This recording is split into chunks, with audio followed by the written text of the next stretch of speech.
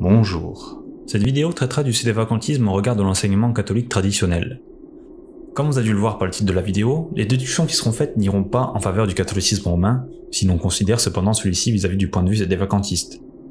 C'est une affirmation difficile à entendre pour une personne sédévacantiste, mais il me semble qu'il est encore plus difficile de tenir cette position aujourd'hui. D'où la nécessité qui m'est apparue de faire cette vidéo, afin d'exposer des arguments qui pourront donner une échappatoire doctrinale à cette position anxiogène mais ô combien légitime et compréhensible pour ceux qui la professent, considérant l'acharnement du démon contre l'Église du Christ et de ses fidèles. Avant tout, il est important de reconnaître la foi et l'extrême dévotion qu'ont les sédévacantistes envers Dieu. Ils ont pour la majorité une démarche sincère et sont convaincus de la justesse et de la rationalité de leur position. Si vous êtes sédévacantiste, j'espère que vous ne verrez pas cette vidéo comme une tentative du démon de vous éloigner de la foi. Bien au contraire, voyez cela comme une main tendue afin de vous aider sans prétention à franchir une étape sur le chemin de la vérité que nous parcourons tous. Cette vidéo s'adresse donc à vous, sédévacantistes, mais également à tous ceux qui ont la démarche sincère d'aller vers la vérité, et qui voient dans le sédévacantisme la fameuse porte étroite de Matthieu 7,13. Je suis moi-même un ancien sédévacantiste ayant professé sincèrement cette croyance pendant près de 3 ans, avant de me diriger grâce à Dieu vers une position plus orthodoxe. Je connais donc le milieu du sédévacantisme, et j'espère en toute humilité vous apporter un autre regard dessus, car les problématiques que j'évoquerai sont souvent ignorées par les fidèles, inconsciemment ou non. Un des mérites du sédévacantisme est qu'il permet de montrer indirectement par les démonstrations qui suivront que l'Église catholique romaine a failli. Constatant un enseignement moderniste allant à l'encontre de la tradition, les sédévacantistes déclarent professer seulement l'enseignement catholique antérieur au Concile Vatican II. Retenez bien le nom de Vatican II qui marque la rupture entre les sédévacantistes et les catholiques dits conciliaires reconnaissant Vatican II. J'espère donc pouvoir vous démontrer avec l'appui de sources catholiques antérieures à ce Concile Vatican II que le constat sédévacantiste est en contradiction directe avec le magistère supposé infaillible de l'Église catholique, et qu'ipso facto, l'Église catholique romaine n'est pas l'Église instituée par le Christ, fait qui est par ailleurs démontrable par la patristique et l'histoire, mais ce ne sera pas le sujet ici. Il est indéniable que le catholicisme romain demeure une composante fondamentale de notre histoire, car il a engendré de nombreux saints et produit beaucoup de trésors spirituels, ce qui peut témoigner de la présence du Christ. Malgré l'égarement de l'Église catholique par l'attrait du pouvoir de ses élites, elle reste une des églises de la Pentarchie, fondée par l'apôtre Saint Pierre, et grâce à Dieu, elle a pu continuer une partie de son ministère apostolique auprès des fidèles. Ceci étant dit, et avant de montrer en quoi les prétentions du sédévacantisme sont erronées bien que théoriquement justifiables, permettez-moi de revenir sur ce que cette position implique pour un fidèle sédévacantiste, et vous comprendrez ainsi pourquoi cette vidéo est nécessaire.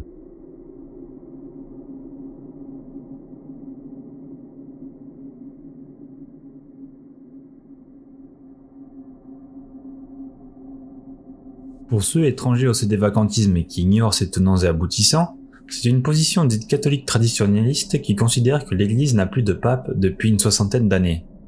Ce constat naît du tournant majeur qu'a pris l'Église catholique avec le Concile Vatican II en 1962, qui est considéré par les sédévacantistes comme une véritable révolution contre l'Église, allant à l'encontre des enseignements historiques et supposés infaillibles de la doctrine catholique romaine. Par exemple, la bulle Cantate Domino promulguée par le Concile de Florence en 1442 affirme qu'en dehors de l'Église catholique romaine, il n'y a point de salut possible ni pour les païens, juifs, hérétiques et schismatiques, tandis que la constitution dogmatique Lumen Gentium de Vatican II déclare en 1964 que ceux-là même peuvent accéder au salut éternel. Puisque doctrinalement l'Église catholique ne peut enseigner l'erreur ni se contredire, et que l'Église issue de Vatican II contredit l'enseignement catholique millénaire, les sédévacantistes en déduisent que l'Église siégeant actuellement au Vatican n'est pas la véritable Église catholique. Il y a bien d'autres arguments en faveur du sédévacantisme. Vous trouverez une synthèse comparative des différents enseignements sous forme de tableau dans le PDF joint en description. Je vous renvoie également vers la vidéo La fausse Église issue du Concile Vatican II de la chaîne sédévacantiste Deus Est. Vous y trouverez aussi en quoi les présentations du sédévacantisme sont totalement justifiables au vu de la tournure qu'a pris l'Église catholique. Maintenant que vous êtes hypothétiquement convaincu de la véracité du sédévacantisme, tout en sachant que les élites du Vatican font complaisance avec le diable, symboliquement et doctrinalement, vient à vous cette première question: comment devenir sédévacantiste? Première option, vous avez un lieu de messe sédévacantiste à proximité de chez vous. Félicitations, vous n'avez qu'à vous y rendre et suivre les instructions du prêtre. L'illusion pourra tenir encore quelques années si vous n'êtes pas refroidi d'entrée par le lieu où se tiendront les offices. Par exemple, une salle louée dans un hôtel Ibis, ou bien un espace privatif de fortune. Seconde option, Vous n'avez pas de lieu de culte sédévacantiste à proximité. Vous faites donc malheureusement partie de la majorité des gens sur cette planète à ne pas pouvoir bénéficier des sacrements sédévacantistes, et il sera difficile d'échapper à l'enfer. Car oui, la plupart des sédévacantistes n'acceptent pas de participer à une messe catholique officielle donnée par un prêtre reconnaissant l'enseignement de Vatican II, puisque ces messes sont dites en union avec le pape François. Les sédévacantistes doivent donc recevoir une messe dite nononacum, c'est-à-dire qui n'est pas en union avec le souverain pontife actuel de Rome, qui est un antipape pour eux. Participer à une messe unacum en union avec un pape de Vatican II reviendrait à participer à un office diabolique. Certains sédévacantistes plus libéraux considèrent cependant que l'on puisse participer à une messe unacum, à condition qu'elle soit dite sous la forme du rite tridentin, c'est-à-dire le rite dont la liturgie n'a pas été reformée par le supposé antipape Paul VI après Vatican II. En réalité, les sédévacantistes sont divisés entre eux sur cette question de la messe, ainsi que sur d'autres. Il n'y a pas d'unité au sein du sédévacantisme. Il existe plusieurs écoles qui se haïssent entre elles en se livrant à des guerres théologiques sans fin sur Internet. Il est donc difficile de quantifier globalement le nombre de sédévacantistes, et encore plus difficile de le quantifier dans ces divisions. Disons qu'il y a à ma connaissance 3 mouvances principales. Les sédévacantistes complets, ils nient et ne reconnaissent pas l'ensemble des papes de Vatican II. Les sédéprivationnistes, ils n'acceptent qu'en partie les papes de Vatican II, je reviendrai sur cette dénomination plus tard dans la vidéo. Les fénéistes, ils nient le baptême de désir et forment un courant plutôt populaire sur internet à travers les vidéos de Vatican catholique et de la MHFM. Chacun de ces groupes prétend avoir l'exclusivité de la vérité et vous condamneront d'hérésie si vous ne les suivez pas. Bref, vous êtes peut-être déjà perdu parmi toutes ces déclinaisons du sédévacantisme et c'est tout à fait normal. Rassurez-vous, vous n'êtes pas au bout de vos peines. Car si vous êtes dans le second cas de figure, sans pouvoir fréquenter de lieux de culte, vous êtes dès lors livré à vous-même. On vous dira de réciter le rosaire tous les jours et de fuir toute relation sociale qui pourrait vous éloigner de la foi. Conseil valable au demeurant, puisque pour Dieu nous devons tous faire des sacrifices et porter notre croix. Mais posez-vous cette question, est-ce que vous faites cela pour Dieu, ou faites-vous cela pour fuir toute relation sociale afin de ne pas distribuer l'amour du Christ aux autres? Dieu souhaite que vous vous réjouissiez de votre salut, pas que vous vous lamentiez sur votre sort en vous réfugiant sur des forums sédévacantistes. Vous êtes la lumière du monde, dit le Seigneur, et on n'allume pas une lampe pour la mettre sous le boiseau, mais on la met sur le chandelier et elle éclaire tous ceux qui sont dans la maison. Peu importe, je ne suis pas là pour vous juger. Si vivre ainsi vous permet de vous rapprocher du Christ, alors continuez dans cette voie. Mais livrez à vous-même, qui répondra à vos questions sur la foi? Êtes-vous suffisamment formé en théologie? Et qu'est-ce qui vous garantit que l'enseignement que vous professez est bien l'enseignement officiel de l'Église catholique? Catéchisme, encyclique, canon, bulle papale, ces documents pourront-ils répondre à vos interrogations? Serez-vous capable de les contextualiser et même de les comprendre? Est-ce bien la théologie catholique qui vous a conduit au sédévacantisme ou simplement une intuition? Si dans un excès de zèle, le sédévacantisme vous a mené à faire cavalier seul contre tous, et que cette situation vous pèse aujourd'hui, mais que vous persistez car ce système vous semble être le seul qui détient la vérité, alors j'espère que la suite de la vidéo vous convaincra que le sédévacantisme n'est pas aussi infaillible que ce qu'il n'y paraît.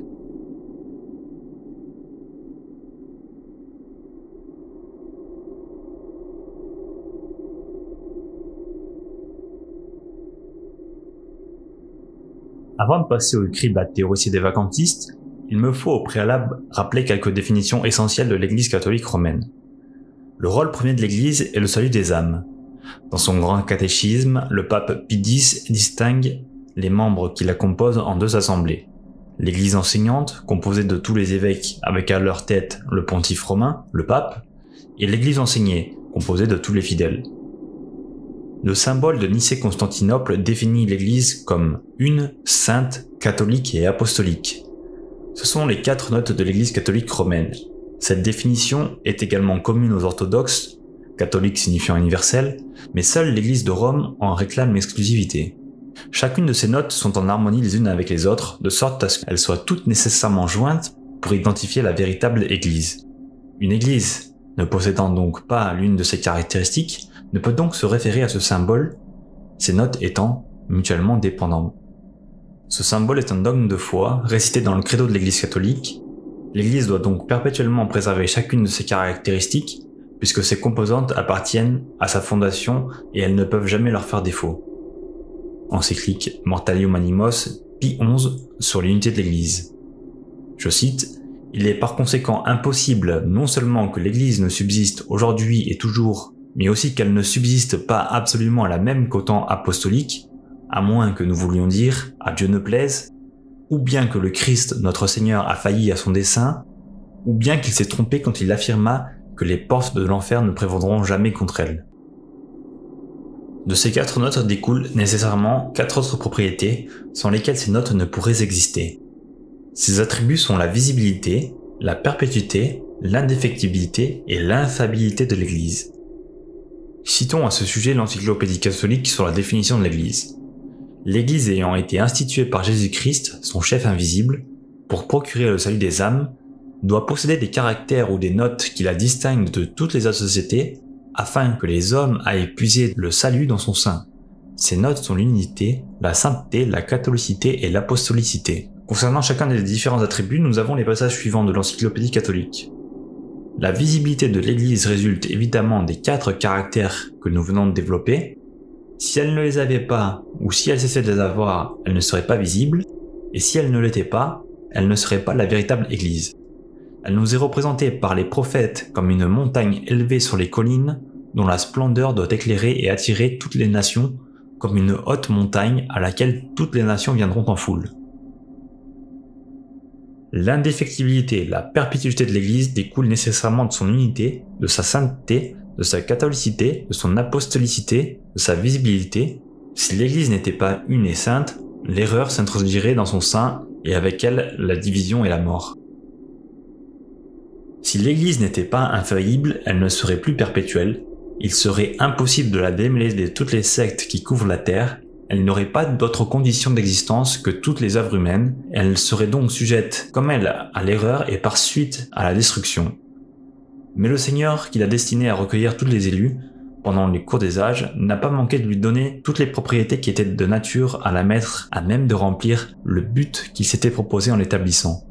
Il assura donc une autorité infaillible au corps des pasteurs, qu'il rendit dépositaire de sa doctrine, qu'il chargea de gouverner et de diriger son Église. Il lui promit de l'assister jusqu'à la consommation des siècles, que le Saint-Esprit demeurerait toujours avec elle, lui enseignerait toutes choses et la ferait se ressouvenir de tout ce qu'il y avait appris.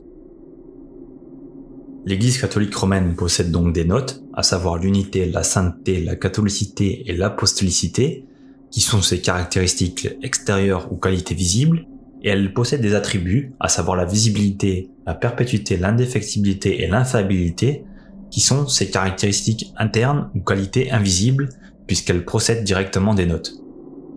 Maintenant que ces composantes fondamentales de l'Église sont évoquées, est-il possible que l'Église défendue par les idévacantistes possède toutes ces notes et attributs? Possède-t-elle l'unité, l'apostolicité, la visibilité, la perpétuité, l'indéfectibilité, l'infaillibilité? À travers les parties suivantes de la vidéo, nous verrons ainsi l'analyse qu'aurait porté le magistère catholique antérieur à Vatican II sur le sédévacantisme.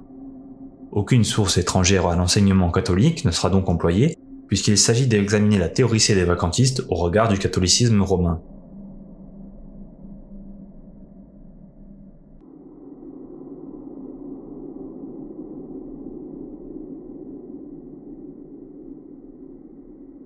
Dans le catholicisme romain, l'Église repose principalement sur le système de la papauté. Le pape serait le vicaire du Christ et aurait pour mission principale la charge des fidèles jusqu'au retour de Jésus sur terre. Cette fondation de l'Église sur la papauté est principalement justifiée par les catholiques lors du Concile Vatican I par le verset Matthieu 16-18 dans lequel l'apôtre Pierre reconnaît Jésus comme le Fils du Dieu vivant. Sur cette confession, le Christ aurait fondé son Église sur la personne de Pierre par les paroles « Tu es Pierre, et sur cette pierre je bâtirai mon Église ». Pierre est donc reconnu par les catholiques comme le premier pape, et tous ses successeurs hériteront de ce titre et de ses pouvoirs, le pape étant au sommet de la hiérarchie matérielle de l'Église. Toujours dans ce verset, Jésus annonce que les portes de l'enfer ne prévaudront point contre son Église. Elle ne peut donc être défaite selon cette promesse du Christ faite à l'apôtre Pierre. Le Christ nous enseigne également qu'il est avec son Église jusqu'à la fin du monde, en Matthieu 28-20.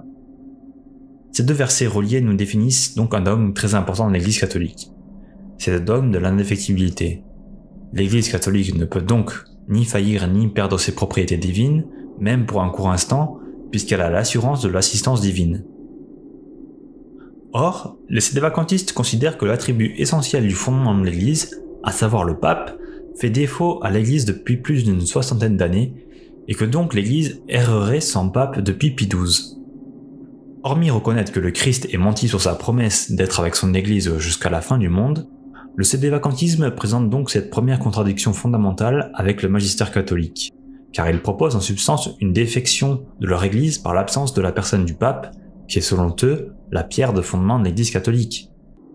Ce dogme de l'indéfectibilité est défini dans la première constitution dogmatique Pastor Aeternus du Concile Vatican I de 1870. Ce que le Christ, notre Seigneur, chef des pasteurs et pasteur suprême des brebis, a institué dans le saint apôtre pour le salut éternel et le bien de l'Église, doit nécessairement, grâce au même promoteur, se poursuivre sans interruption dans l'Église, laquelle, fondée sur la pierre, subsistera ferme jusqu'à la fin des siècles. Si donc quelqu'un dit que ce n'est pas par l'institution du Christ ou de droit divin que Saint Pierre a et pour toujours des successeurs dans sa primauté sur l'Église universelle, ou que le pontife romain n'est pas successeur de Saint Pierre en cette primauté, qu'il soit anathème. L'Église sédévacantiste ne possède donc pas la composante de l'indéfectibilité, et par conséquent de la perpétuité par la perte de l'indéfectibilité. Considérant la définition de l'indéfectibilité, est-il possible que les sédévacantistes présentent une défense crédible réfutant cette accusation de contradiction avec le dogme? Une première objection peu sérieuse et peu répandue parmi les sédévacantistes serait de dire que l'Église catholique dispose toujours d'un pape, mais qu'il serait maintenu dans l'ombre par des antipapes depuis Vatican II. Cette défense va à l'encontre du dogme de la visibilité de l'Église que nous verrons dans la partie suivante de la vidéo. Inutile donc de s'y attarder. La seconde objection des sédévacantistes serait de dire que l'Église est dans un papal interregnum depuis la mort du dernier pape valide, Pie XII ou Jean XXIII selon les écoles. Le papal interregnum est la période qu'il y a entre la mort ou la renonciation du pape et l'élection de son successeur par le collège des cardinaux, autrement appelée période sédévacante. Le plus long interregnum avant l'apostasie du Concile Vatican II est celui entre le pape Saint Marcellin et le pape Marcel Ier, interregnum de 3 ans et demi entre l'an 304 et l'an 308. C'est un fait historique indéniable que les sédévacantistes utilisent habilement pour soutenir cette théorie actuelle de l'interregnum. Il n'y a pas d'enseignement clair sur la période maximale d'un interregnum dans l'enseignement magistériel. Cependant, pour qu'un pape soit élu légitimement, il doit nécessairement être élu par des membres du collège des cardinaux de l'Église catholique. Ce sont ces cardinaux-là qui, avec l'assistance du Saint-Esprit, élisent un pape lors d'un rassemblement qui s'appelle le conclave. Le conclave est le mode d'élection papale employé depuis le XIIIe siècle, Bull ubi periculum. Pour que le conclave et donc l'élection du pape soit valide, il faut que la majorité des cardinaux le constituant soit également valide. Pour cela, ces cardinaux doivent avoir été ordonnés par un pape valide. Mais si ce collège des cardinaux devenait complètement hérétique sans qu'aucun pape valide ne puisse élire de nouveaux cardinaux afin de pouvoir perpétuer ce mode d'élection, l'Église aurait perdu à jamais son moyen d'élection légitime. Le conclave de 1958 était constitué de cardinaux valides, puisqu'ils avaient tous été élus par des papes valides, à savoir Pie XII et ses prédécesseurs. Or, pour la majorité des sédévacantistes, c'est ce conclave de 1958 qui marque l'élection du premier antipape de Vatican II, Jean XXIII. Les cardinaux qui composaient ce conclave n'étant pas immortels, aucun de ceux-ci ne font aujourd'hui partie du collège des cardinaux actuel du règne de l'antipape François. Depuis la mort de Monseigneur Paul-Émile Léger le 13 novembre 1991, il n'y a plus aucun cardinal vivant ayant été nommé par Pie XII. Il n'y a donc plus de cardinaux ordonnés validement, puisque depuis 1958, l'Église catholique a été privée d'un pape valide et n'a donc pu élire validement de nouveaux cardinaux. La théorie de l'interregnum aurait donc pu tenir si l'Église avait conservé ne serait-ce qu'un seul membre valide du collège des cardinaux. Or la fenêtre de temps pour élire un nouveau pape s'est écoulée avec la mort des cardinaux faisant partie du dernier des collèges des cardinaux entièrement valides sous Pie XII, qui aurait très bien pu convoquer un conclave dès le premier antipape afin de refaire une élection, ce qui ne s'est pas fait. L'Église catholique, selon le sédévacantisme, est donc aujourd'hui privée de son système d'élection, et la succession apostolique ininterrompue depuis Saint Pierre est par conséquent défaite, ce qui est théoriquement impossible selon la définition de l'indéfectibilité. L'Église sédévacantiste n'est donc pas non plus apostolique. Et puis si l'on considère qu'un interregnum puisse durer 60 ans, pourquoi ne pourrait-il pas durer 100 ans, 200 ans, 1000 ans, indéfiniment? Bref, cela reviendrait à dire que le pape n'est pas indispensable à l'Église catholique, ce qui est évidemment une hérésie. Troisième objection à l'indéfectibilité. les prophéties de Notre-Dame de la Salette. Lors d'une apparition de Notre-Dame à la Salette, on raconte que la Vierge Marie aurait fait cette prédiction sur la fin des temps. L'Église sera éclipsée. Les sédévacantistes les plus romantiques y voient donc une disparition temporaire de l'Église catholique, voyant dans cette prophétie l'explication de la crise actuelle de l'Église catholique. Comme Jésus fut mort et ressuscité, l'Église subirait le même sort avant d'être établie dans sa gloire. Or, cette interprétation va également à l'encontre de l'indéfectibilité de l'Église. Les catholiques doivent donc rejeter toute interprétation des prophéties qui contredisent les doctrines de l'Église. La quatrième et plus solide objection pour conserver intacte cette indéfectibilité de l'Église s'appelle la thèse de Cassisiacum, qu'on abrège souvent la thèse dans le milieu sédévacantiste. La thèse a été établie une quinzaine d'années après le Concile Vatican II par le théologien excommunié Monseigneur Guérard des Lauriers. Les sédévacantistes partisans de cette thèse sont également appelés sédéprivationnistes. Cette thèse nous explique que tous les papes depuis Vatican II ne sont que partiellement papes selon la formule « papa matérialitaire non formalitaire ». Cette thèse soutient que le pape peut être dissocié en deux composantes, une composante matérielle et une composante formelle, et que seule la composante formelle ferait actuellement défaut au pape François. La succession apostolique ne serait donc pas ininterrompue, car la succession matérielle perdurerait encore. L'Église conserverait donc son système hiérarchique, mais pas son autorité. Avant d'expliquer en détail la thèse de Cassisiacum, illustrons d'abord ces notions de matérialitaire et de formalitaire par deux analogies. On peut distinguer en tout être un élément matériel et un élément formel. L'homme, par exemple, dispose d'un corps, qui est l'élément matériel puisque physique, et une âme, qui est l'élément formel, l'âme étant immatérielle bien qu'on puisse la concevoir philosophiquement. La conjonction de ces deux propriétés fait qu'un homme est pleinement homme lorsqu'il dispose donc conjointement d'une âme et d'un corps.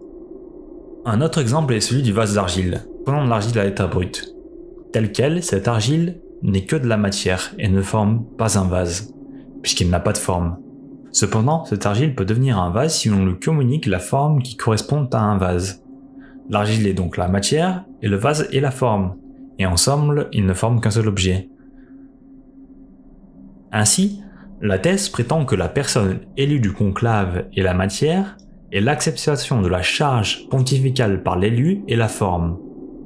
Cette personne élue, acceptant sa charge, forme donc un pape. La thèse considère donc l'élection des papes de Vatican II comme légitime, et chacun des élus des conclaves depuis Vatican II comme matériellement pape, car un pape matériel a la possibilité de devenir pleinement pape s'il accepte la charge pontificale. Les sédéprivationnistes considèrent que tous les papes depuis Vatican II n'ont pas accepté cette charge pontificale car ils ne professent pas pleinement la foi catholique. Ils sont donc papes seulement matériellement, dans la mesure où ils ont le potentiel d'être papes, mais pas formellement puisque refusant le catholicisme. C'est la forme qui donne l'autorité de gouverner légalement l'Église. Donc aujourd'hui Bergoglio est considéré comme l'élu légitime au pontificat, mais n'ayant pas l'autorité d'un pape puisqu'il refuse la charge pontificale en professant l'hérésie, il n'est pas pape. En revanche, il deviendrait pleinement pape de l'Église catholique s'il se convertissait à la foi catholique et abjurerait le Concile Vatican II et ses réformes. Pour formuler autrement, Bergoglio est donc un successeur légitime à Saint-Pierre, mais étant manifestement hérétique, il n'est pas pape, mais conserve néanmoins la succession matérielle. La succession apostolique est donc ininterrompue et l'Église conserve le moyen légal d'avoir un pape légitime, soit par la conversion de Bergoglio ou de ses successeurs, soit par la condamnation publique par les cardinaux du pape hérétique et de Vatican II, qui pourront convoquer un nouveau conclave et élire un nouveau pape. La thèse est remplie de subtilités. Pour mieux l'appréhender dans son ensemble, je vous conseille de lire des écrits de ses partisans, par exemple avec les éditoriaux de l'IMBC en France. Mais sur quoi est réellement fondée cette thèse ? À ma connaissance, elle n'est absolument pas enseignée par le magistère de l'Église catholique avant le Concile Vatican II. Elle n'est donc pas une vérité certaine, et l'on pourrait s'arrêter là. Cependant, de nombreux théologiens catholiques ont témoigné de cette distinction entre la succession matérielle et la succession formelle, mais tous sont unanimes. Aussi bien la succession matérielle que formelle doivent être perpétuelles et ininterrompues. Citons quelques-uns de ces théologiens à ce sujet. Raphaël Cercia, il est donc évident que dans l'Église, la vraie succession apostolique qui est précisément ni matérialitaire ni formalitaire ne pourra jamais faire défaut. Domenico Palmieri, les successions sont toutes deux nécessaires et l'une ne peut exister sans l'autre. La première cependant est plus reconnaissable. La seconde, au contraire, on la connaît quand on connaît la véritable Église.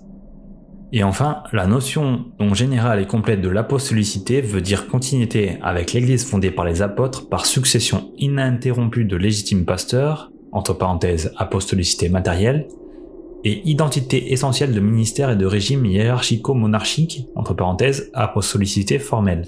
Les théologiens nous disent donc que l'on peut distinguer la succession matérielle de la succession formelle, mais en ce qui concerne le pape, on ne peut absolument pas dissocier sa succession matérielle de sa succession formelle, puisque ces deux successions doivent être ininterrompues pour permettre d'identifier l'Église catholique des églises dites schismatiques. En effet, certaines de ces églises bénéficient aussi de la succession matérielle, car leurs pasteurs peuvent prétendre à la succession apostolique, comme dans certaines églises orthodoxes orientales. D'où cette notion de succession formelle développée par les théologiens, qui elle seule vraiment permet d'identifier le pape et donc l'Église catholique, ni plus ni moins. C'est là où innove Monseigneur Guérard des Lauriers avec sa thèse de Cassisiacum par rapport à l'enseignement des théologiens. Il nous dit qu'il est possible de dissocier les deux types de succession pour le pontife romain, alors que les théologiens prétendent exactement l'inverse. On peut distinguer ces successions, mais pas les dissocier. Pour échapper à cette succession formelle ininterrompue, la thèse prétend que la succession formelle peut être morale sans être physique, donc que la succession formelle peut souffrir d'une interruption prolongée. Or, les théologiens n'ont jamais enseigné cela. La succession formelle est effectivement morale, mais elle est indissociable à la personne qui succède matériellement au pontife romain. La constitution vacantiste Apostolicae Sedis sur l'élection du pontife romain est claire. Dès l'acceptation de la charge pontificale de l'élu du conclave par son consentement à la question « Acceptes-tu l'élection qui vient d'être faite canoniquement de ta personne comme souverain pontife ?» le pape est l'élu authentique de droit divin. Je cite, « Ce consentement ayant été donné dans un espace de temps qui, dans la mesure où il est nécessaire, doit être déterminé par le sage jugement des cardinaux à la majorité des votes, et il acquiert par le fait même et peut exercer une pleine et absolue juridiction sur l'univers entier. Or, tous les papes de Novus Ordo Missae ont consenti verbalement à cette charge, avec le témoignage des cardinaux, sinon un autre conclave aurait eu lieu. Ils sont donc vrais papes. Satis Cognitum nous dit également que les pontifes qui succèdent à Pierre dans l'épiscopat romain possèdent de droit divin le suprême pouvoir dans l'Église. Les sédévacantistes sont donc frappés d'anathème par l'article mentionné précédemment de Pastor Aeternius, Concile Vatican I. Si donc quelqu'un dit que ce n'est pas par l'institution du Christ ou de droit divin que le bienheureux Pierre a des successeurs dans sa primauté sur l'Église universelle, ou que le pontife romain n'est pas le successeur du bienheureux Pierre en cette primauté, qu'il soit anathème.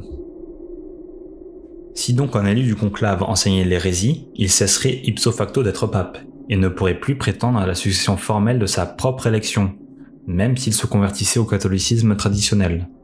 Il n'y a donc absolument plus aucun moyen légitime d'élire un pape. L'Église catholique a enseigné l'hérésie depuis Vatican II, elle est donc schismatique et a créé une nouvelle lignée de pasteurs. Elle ne peut plus prétendre à la succession apostolique papale légitime. Prétendre le contraire reviendrait à dire que tous les schismatiques de l'Église catholique depuis le début de son histoire pourraient, s'ils redevenaient pleinement catholiques, élire un pape, ce qui est absurde. Poussons le raisonnement jusqu'au bout. Si l'on applique la thèse de Cassisiacum à chacun des 266 papes de l'Église catholique, comment peut-on être sûr que l'un d'eux n'a pas entraîné à un moment donné l'Église catholique dans un schisme, comme on le voit actuellement avec Vatican II? Qu'est-ce qui nous garantit que des dogmes tels que le filioque, l'Immaculée Conception ou l'infaillibilité pontificale n'aient pas été promulgués par des hérétiques, puisque ce sont des changements doctrinaux majeurs? Et si des antipapes siégeaient au Vatican depuis le grand schisme d'Orient en 1054? Et qu'a fait l'Esprit Saint lors de chacune des élections des antipapes de Vatican II, Esprit Saint devant garantir la validation divine du pape élu? Voilà où mène la thèse. Elle permet de renier librement le pape régnant dès lors qu'un changement majeur se produit dans la doctrine de l'Église catholique. Autrement dit, la thèse remet en cause les garanties et les promesses du Christ sur son Église. Nous pourrions également raisonner la thèse sur le grand schisme d'Occident. Pendant cette crise de l'Église catholique romaine, il y a eu pendant une quarantaine d'années plusieurs prétendants au titre pontifical. 3 lignées de papes rivales se sont disputées la légitimité du siège pontifical entre le XIVe siècle et le XVe siècle. Il y a eu simultanément des papes en Avignon, à Rome et à Pise, dont chacun était respectivement reconnu dans une zone géographique distincte. Or, ce schisme n'a été résolu non pas en déterminant qui était le véritable pape, mais par l'abdication simultanée des 3 papes régnants, Grégoire XII, Jean XXIII et Benoît XIII, et la convocation d'un nouveau conclave en 1417 afin d'élire un seul et unique pape qui conviendrait aux 3 lignées.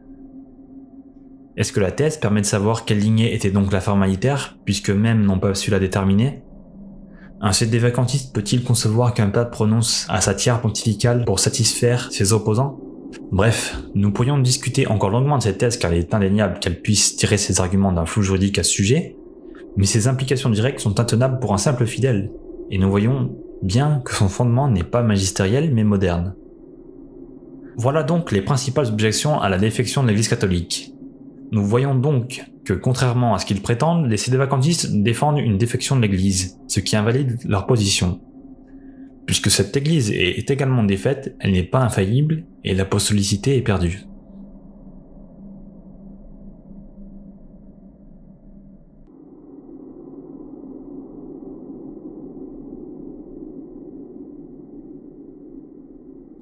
Les sédévacantistes ignorent ou nient la doctrine de la visibilité de l'Église. Pour démontrer cela, il est intéressant de constater qu'il suffit de s'appuyer sur des arguments développés par les théologiens catholiques pour lutter contre les protestants, qui niaient tout comme les sédévacantistes que l'Église visible était celle siégeant au Vatican. Définissons la visibilité. On peut rapprocher la doctrine de la visibilité à celle de l'indéfectibilité, cependant la visibilité signifie que l'Église ne peut disparaître ou devenir méconnaissable. L'Église doit toujours témoigner d'une structure et d'une unité hiérarchique visible aux yeux du monde. Le Concile Vatican I, dans sa première constitution dogmatique Pastor Aeternus, déclare en préambule que le pape est ce fondement visible et ce principe perpétuel de cette unité de l'Église.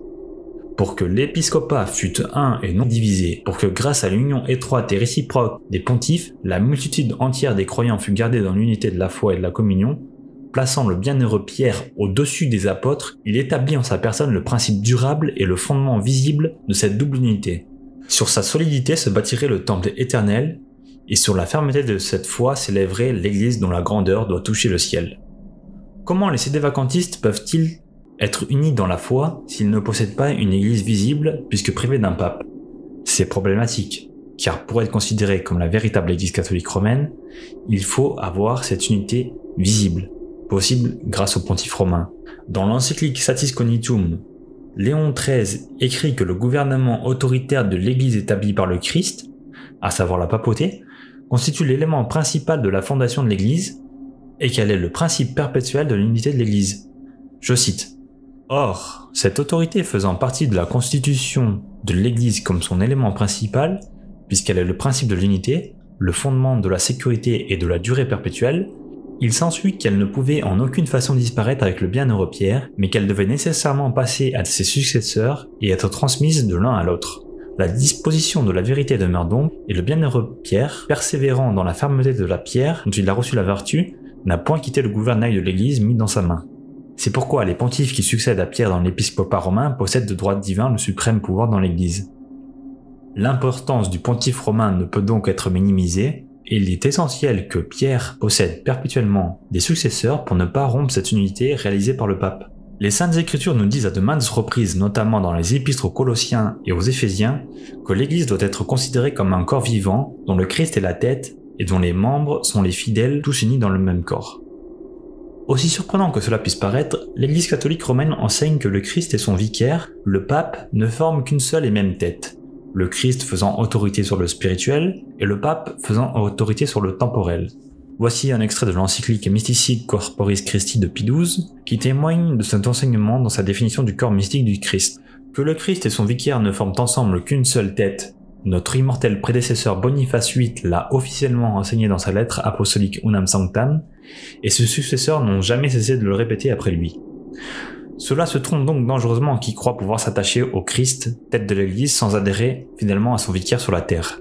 Car en supprimant ce chef visible et en brisant les liens lumineux de l'unité, ils obscurcissent et déforment le corps mystique du Rédempteur au point qu'il ne puisse plus être reconnu ni trouvé par les hommes en quête du port du salut éternel. Il est donc clairement défini dogmatiquement que le pape forme la tête du corps de l'Église et que celle-ci doit demeurer visible pour témoigner de l'unité de l'Église. Le pape est la source de cette unité perpétuelle. Poursuivons la lecture de cette encyclique qui est limpide concernant la visibilité nécessaire de l'Église. Mais parce que, comme nous l'avons déjà dit par la volonté de son fondateur, ce corps de nature sociale qu'est le corps du Christ doit être un corps visible. Il faut que cet accord de tous les membres se manifeste aussi extérieurement par la profession d'une même foi, mais aussi par la communion des mêmes mystères, par la participation aux mêmes sacrifices, enfin par la mise en pratique et l'observance des mêmes lois. Il est en outre absolument nécessaire qu'il y ait manifeste aux yeux de tous un chef suprême, par qui la collaboration de tous en faveur de tous soit dirigée efficacement pour atteindre le but proposé. Nous avons nommé le vicaire de Jésus-Christ sur la terre.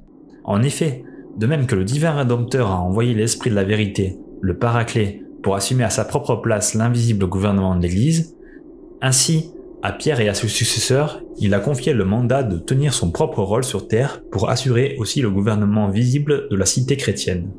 Sauf à de rares exceptions, la nature veut que décède tout organisme vivant dont la tête venait à être séparée des membres. Ainsi, les sédévacantistes n'appartiennent pas au corps mystique du Christ tel qu'il a été défini par Pie XII et ses prédécesseurs, puisque la tête du corps, le pape, leur fait défaut. Il n'y a donc pas d'unité possible au sein du sédévacantisme, puisque ses membres ne peuvent agir sans le principal organe vital de tout organisme, celui qui donne la cohésion au reste, la tête. Citons Léon XIII, Satis Cognitum. Or, il est impossible d'imaginer une société humaine véritable et parfaite qui ne soit gouvernée par une puissance souveraine quelconque. Jésus-Christ doit donc avoir mis à la tête de l'Église un chef suprême qui à toute la multitude de chrétiens fut soumise et obéissante. C'est pourquoi, de même que l'Église pour être une en tant qu'elle et la réunion des fidèles requiert nécessairement l'unité de foi, ainsi pour être une en tant qu'elle est une société divinement constituée, elle requiert de droit divin l'unité de gouvernement, laquelle produit et comprend l'unité de communion. Nous voyons donc là que, comme dans toute société humaine qui a besoin d'une structure hiérarchique unie et visible pour fonctionner, l'Église catholique romaine a également besoin d'une hiérarchie unie et visible pour continuer d'exister. Où est donc la structure hiérarchique au sein du sédévacantisme? Est-elle unie? Sa tête est-elle visible aux yeux du monde? Le sédévacantisme équivaut à un déni de la visibilité du corps mystique du Christ, parce qu'une telle position nie la hiérarchie visible et unifiée nécessaire pour qu'un corps soit considéré comme tel. Lorsque l'unité hiérarchique fait défaut, plus rien ne préserve l'unité de la foi et des sacrements. Il est important de comprendre que la hiérarchie ne peut se limiter à quelques prêtres sédévacantistes qui professeraient toujours la foi catholique d'avant Vatican II, mais qu'elle doit toujours inclure un pape à sa tête pour structurer validement cette hiérarchie. En effet, un prêtre catholique fait partie de la hiérarchie de l'Église, mais uniquement en vertu d'une ordination valide par les sacrements qui découlent de l'autorité du pape, successeur apostolique de Pierre. Les prêtres n'étant pas ordonnés sous cette pleine autorité apostolique ne peuvent donc être considérés comme valides. La structure hiérarchique légitime de l'Église catholique romaine doit donc posséder cette autorité apostolique telle qu'elle est définie dans l'encyclique Ad Signarum Gentem de Pie XII. Le pouvoir de juridiction qui est conféré directement au souverain pontife par le droit divin, les évêques le reçoivent de même droit, mais seulement à travers le successeur de Saint-Pierre, vis-à-vis duquel non seulement les fidèles, mais tous les évêques sont tenus à l'obéissance respectueuse et au lien de l'unité. Concluons cette partie par un autre extrait de Satis Cognitium au sujet de cette unité. Mais comme l'Église est telle par la volonté et par l'ordre de Dieu, elle doit rester telle sans aucune interruption jusqu'à la fin des temps, sans quoi elle n'aurait évidemment pas été fondée pour toujours, et la fin même à laquelle elle tend serait limitée à un certain terme dans le temps et dans l'espace. Double conclusion contraire à la vérité. Il est donc certain que cette réunion d'éléments visibles et invisibles étant par la volonté de Dieu dans la nature et dans la constitution intime de l'Église, elle doit nécessairement durer autant que durera l'Église elle-même. Nous avons donc vu dans cette partie que l'Église sédévacantiste n'a pas l'unité, elle n'est pas visible, donc elle ne peut pas être sainte par extension, puisqu'elle n'a pas de visibilité. Elle n'a donc pas non plus la perpétuité telle que définie par le magistère catholique. Cette Église n'est donc pas universelle et n'est donc pas catholique.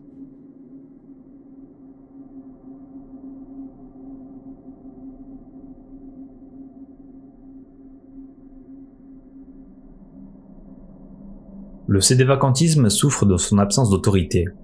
En effet, puisqu'il n'a pas de structure unifiée, il est difficile d'attribuer à cette position une seule et même voix. Dès lors, le fidèle généralement soucieux de retourner vers la tradition et un enseignement cohérent se retrouve au sein d'une structure virtuelle ou réelle qui ne sera pas nécessairement en accord doctrinal avec les sédévacantistes voisins. Perdu dans un flot d'informations théologiques dont il n'a pas la certitude de l'accord avec le magistère catholique si ce n'est par l'approbation de son microcosme sédévacantiste, le fidèle ne peut donc s'épanouir pleinement. Être sédévacantiste demande beaucoup de courage et de force d'âme, puisque le cheminement pour y parvenir requiert de nombreux sacrifices personnels. Mais si le constat sédévacantiste semble aujourd'hui cohérent au regard de l'Église catholique, nous avons vu qu'il n'est cependant pas en accord avec les notes du symbole de Nicée-Constantinople. Par conséquent, la position s'auto-invalide. Deux conclusions s'imposent. Ou bien l'Église catholique romaine se perpétue à travers Vatican II et le pape François, ou bien l'Église fondée par le Christ n'est pas l'Église catholique romaine. Mais où se trouve l'Église instituée par le Christ, me direz-vous? J'avais également posé cette question à un ancien séminariste lefébriste qui était aussi passé par le sédévacantisme. Sa réponse pleine de sagesse fera office de conclusion à cette vidéo. Voici sa réponse. En fait, je suis bien incapable de te répondre sur ce point. Je dirais que l'Église se trouve là où est le Christ, et comment mieux la reconnaître que dans la sainteté de ses brebis? Évidemment, c'est une réponse de Normand. Je crois aussi malheureusement que l'on peut professer la foi et être aussi dans son comportement bien éloigné des enseignements du Maître. Pour ma part, mes expériences douloureuses dans la vie spirituelle m'ont enseigné qu'il faut se tenir toujours dans une très grande humilité et dans l'absence de jugement du prochain, que la paix du cœur est le signe de la présence de Jésus, bien plus que dans les explications rationnelles et la beauté de la doctrine, car tout ce que nous savons sur Dieu n'est que de la paille. Saint Thomas d'Aquin l'a parfaitement compris à la fin de sa vie, raison pour laquelle il a voulu brûler toute son œuvre. À mon âge, je pense plus que la conversion intérieure est la clé pour rester attaché au Seigneur. Peut-être ce verset de psaume en dit plus que toute explication rationnelle. Recherche la paix et poursuis-la.